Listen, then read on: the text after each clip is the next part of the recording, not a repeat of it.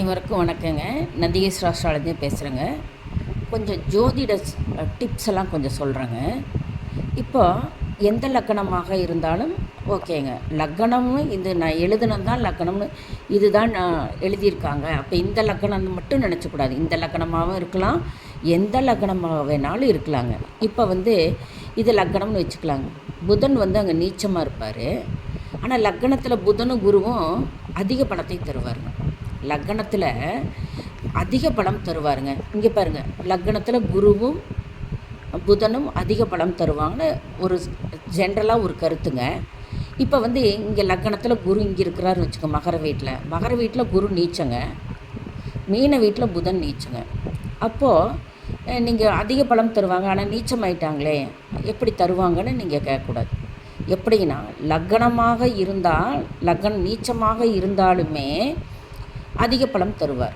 லக்கணத்தில் புதனும் குருவும் அது எந்த லக்கணமாக இருந்தாலும் நீச்சமாக இருந்தாலும் லக்கணத்தில் புதனும் குருவும் ஒன்றா இணைஞ்சிட்டாங்கன்னு வச்சுக்கோங்க, இன்னும் அதிகம் தாங்க. பாருங்கள், இங்கே நான் ஒரு மாடல் போட்டிருக்கேன். இங்கே ஒன்றா இணைஞ்சிருக்காங்க. இங்கேன்னு இல்லைங்க, எங்கே வேணாலும் இருக்கலாங்க. லக்கணத்தில் குருவும் புதனும் அதிக பலனை தருவார். திக்பலம்னா அதிக பலன். நான் உதாரணத்துக்கு இது போட்டேன்.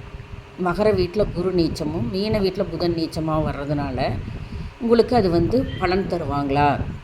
கண்டிப்பாக தருவார். லக்கணத்தில் குரு அமைந்தாலும் அதிக பலன் தான், நீச்ச வீடாக இருந்தாலும் அதிக பலன் தான், கண்டிப்பாக தருவாங்க.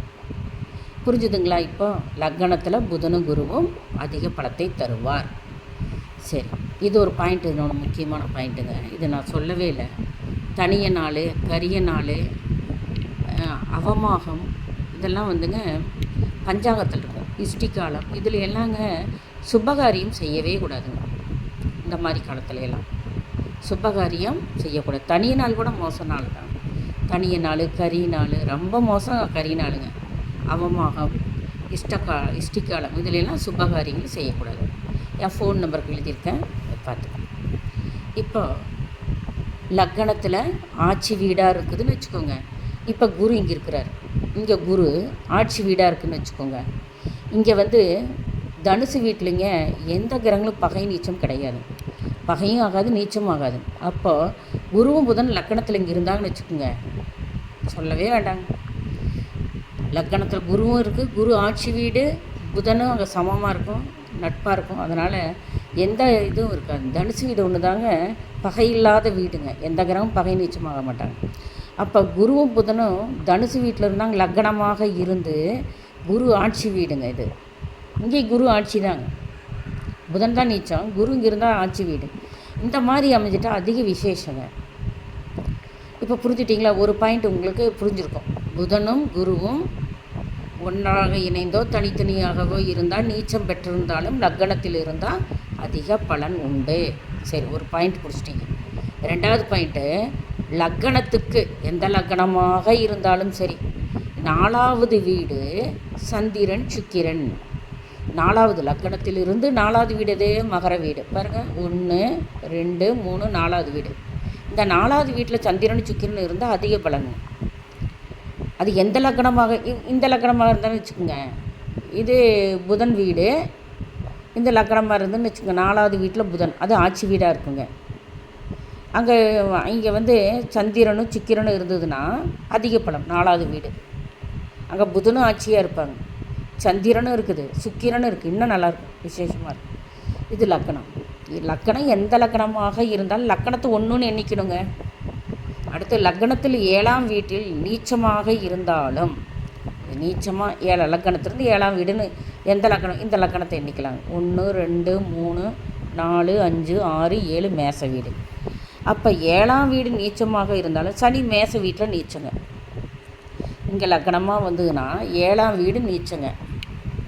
அப்போ 7ஆம் வீடு நீச்சமாக வந்தாலுமே அதிக பலம்.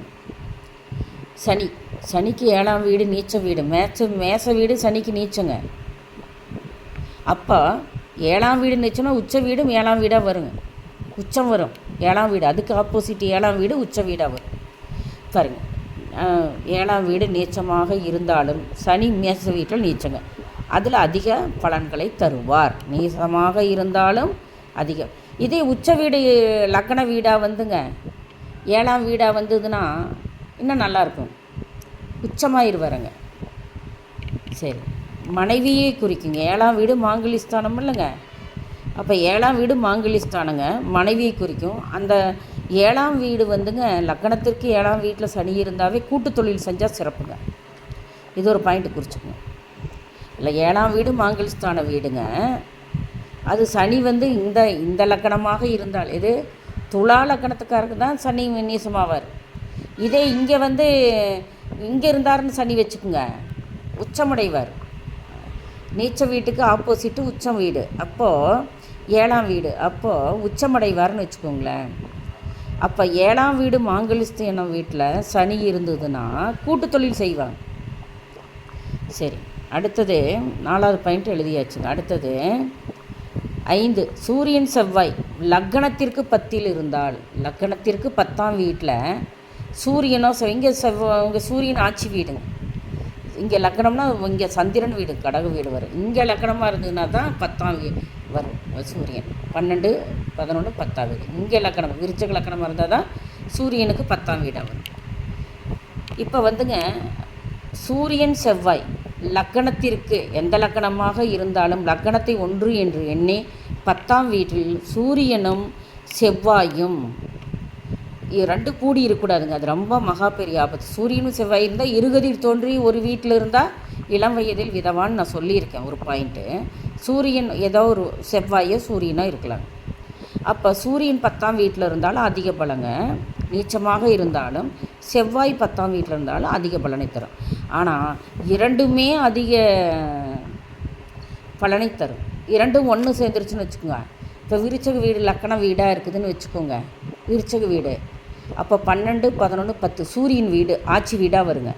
அங்கே சூரியனும் இருந்து செவ்வாயும் இருந்ததுன்னு வச்சுக்கோங்க, ஆண் இருந்தால் ஆண் விதவா, பெண் இருந்தால் பெண் விதவை ஆயிடுவாங்க. அவங்க இறக்க மாட்டாங்க, கல்யாணம் பண்ணிக்கிற போகிறோம் இறந்துருவான். ஆனால் குரு பார்த்தா கோடி நன்மை, பிரிந்து வாழ்வாங்க, இறக்க மாட்டாங்க. குரு பார்வை என்ன பார்வை, 5, 7, 9 பார்வை பட்டுதுன்னா தான் அமர்ந்த வீடு 1 எண்ணி குருவை அதிலிருந்து எண்ணி பார்க்கும்பொழுது இந்த வீடு வந்து சூரியன் செவ்வாய் அமர்ந்து இருக்கும் பொழுது அவங்க வந்து குரு 5ஆம் பார்வை 7, 9 பார்வைப்பட்டால் அவங்க இறந்து போக மாட்டாங்க, விதவா ஆக மாட்டாங்க. நல்லா புரிஞ்சுக்குங்க, அவங்களுக்கு வந்து பிரிவினை தருங்க. இதுதான் முக்கியமான பாயிண்ட். குரு பார்க்குதான்னு பார்த்துருங்க. சூரியன் செவ்வாய் இருந்ததுன்னா குரு எங்கே உட்காந்துருக்கிறாரு, இந்த சூரியன் செவ்வாய் வீட்டை 5ஆம் பார்வையை 7ஆம் பார்வையை 9ஆம் பார்வையாக பார்க்குதா அப்படின்னு பார்த்துருங்க. அப்படி பார்த்துட்டா கோடி நன்மைங்க. அப்பையும் அவங்க வந்து திருச்செந்தூர் போய் துலாபாரம் கொடுக்கணும்.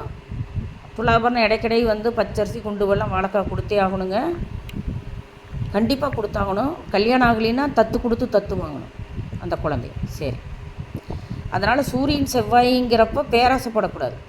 அப்படி இருந்து சூரியன் குரு பார்க்கவில்லை என்றால் ஆணோ பெண்ணோ விதவியாவாங்க. ஆனால் 10ல் திக்பலம் அல்லவா, பணக்காரராக வாழ்வாங்க, எல்லா பலனும் இருக்கும். அது ஒன்று தான் மாங்கல்ய தோஷம் மட்டும்தான் இருக்கும், மற்ற பலன்கள் அதிகம் கிடைக்கும். சரி, அடுத்தது நிஷ்பலம். நிஷ்பலம்னா என்ன, அது வந்துங்க அடுத்த கிளாஸுக்கு நான் சொல்கிறேங்க. ஏன்னா டைம் அதிகமாகுது இல்லைங்க. நன்றி, சுபம்.